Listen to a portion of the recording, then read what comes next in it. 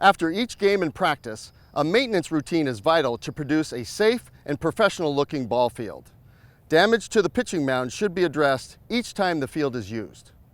Most of the damage will occur here in front of the pitching rubber as well as in the landing area. Because the pitcher's mound is made primarily of clay, we're going to use clay to repair these areas. There are several product options available to you depending on the severity of the damage as well as your budget. Bagged clay will typically be sufficient for most repairs, but you may also want to consider using sections of clay blocks to repair deeper holes. A common mistake that can occur when repairing large holes is not fully compacting the clay inside the hole.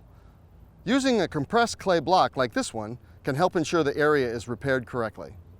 To ensure that you'll have a good bond between the existing surface and the new clay, sweep away all the loose material so the surface is free of conditioner and any other debris. Next, add a small amount of water to moisten the clay base and then scarify the area.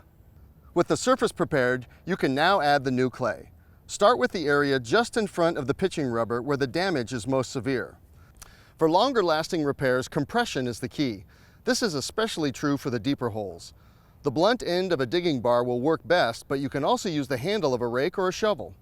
Finish the compaction with a tamper until the surface is level with the surrounding area. Be sure to cover the head with a tamp sock to prevent the clay from sticking to the steel. We're using a Beacon Athletics Sweet Spot Tamper. This tamper has been designed with an articulating head that helps to correct off-center hits with virtually no vibration. When your tamping is complete, you can use a hula hoe to shave down the high spots. After you've completed your repairs, finish the job by adding conditioner and water thoroughly. The conditioner will give your mound a professional look and will help retain moisture throughout the game. To prevent the clay from drying out between games, cover the mound with a tarp. This will make game day prep much easier. One last thing, make sure you seal any open bags of clay that you have. This will help hold that moisture in. For more information, feel free to stop by your local Ewing branch or visit us online at ewingirrigation.com.